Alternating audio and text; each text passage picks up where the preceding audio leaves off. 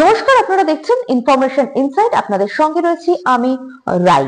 গতকাল দিল্লি বিধানসভা ভোটের ফলাফল ইতিমধ্যেই সকলেই জানেন। তবে দিল্লি বিধানসভা নির্বাচনে কেন এভাবে ভরাডুবি হলো আপের? উঠে আসছে বিভিন্ন কারণ। সবচেয়ে বড় 5টি কারণ কি কি সেই বিষয় নিয়ে আজকের এই ভিডিও। সঙ্গে থাকুন, দেখতে থাকুন সম্পূর্ণ ভিডিওটি। 27 বছর পর দিল্লির ক্ষমতায় ফিরেছে বিজেপি। বিজেপির ঝুলিতে 48টি আসন আর আপের 22টি। কেজরিওয়াল নিজেও হেরে গিয়েছেন। দিল্লির কুর্সি দখলের লড়াইয়ে পরাজিত আপ নিউ দিল্লি আসনে 4000 ভোটে প্রতিদ্বন্দ্বী বিজেপির প্রবেশ বর্মার কাছে পরাজিত অরবিন্দ কেজরিওয়াল। ওদিকে জংপুরায় পরাজিত মনীষ সিসোদিয়াও মাত্র 2700 ভোটে কালকাজি আসনে জিতে মুখ রক্ষা করেছেন দিল্লির বিদায়ী মুখ্যমন্ত্রী তথা আপ নেত্রী অতিশী মার্লেনা। কিন্তু পরাজিত সৌরভ ভরদ্বাজ, সত্যেন্দ্র জৈন প্রমুখ রাজনীতি বিশেষজ্ঞরা কি বলছেন? তারা বলছেন যে বাজেটে নির্মলার 12 লাখ টাকা পর্যন্ত আয়কর ছাড় বিজেপির জন্য ট্রাম্প কার্ড হয়েছে। ওদিকে বায়ু দূষণ থেকে জল দূষণ, পরিকাঠামোগত যেভাবে কোনো উন্নয়ন না হওয়ায় আপ সরকারের প্রতি বিমুখ করেছে মধ্যবিত্তকে। দিল্লি বিধানসভা নির্বাচনের ঠিক মুখেই অষ্টম পে কমিশনের ঘোষণা বিজেপির জন্য আশীর্বাদ হয়ে দেখা দিয়েছে। কারণ দিল্লিতে বিপুল সংখ্যক ভোটার সরকারি কর্মী, পাশাপাশি পূর্বাঞ্চলের ভোটাররা আগে থেকে মুখ ফিরিয়ে বিজেপির দিকে ঝুঁকেছে। এরকম 25টি আসনে বিজেপি জিতেছে, যেখানে উত্তরপ্রদেশে ও বিহার থেকে আসা পূর্বাঞ্চলীয় ভোটারদের প্রভাব বেশি।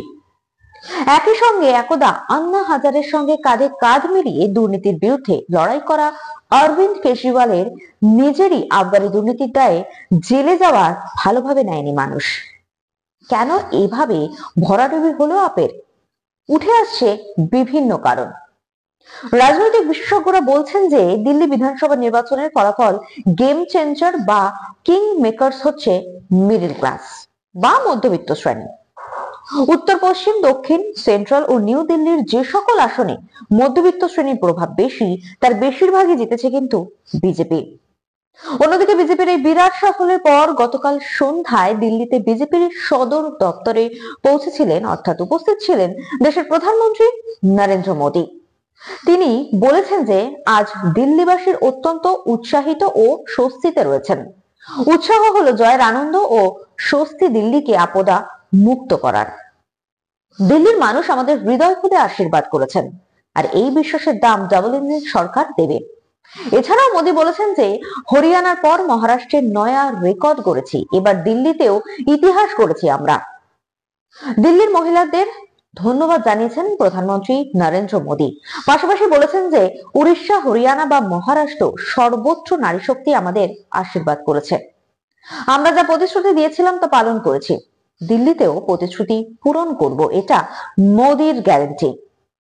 শুধু তাই নয়, প্রধানমন্ত্রী তিনি গ্যারান্টি দিয়েছেন যে দিল্লির প্রথম অধিবেশনে সিএজি রিপোর্ট পেশ করা হবে।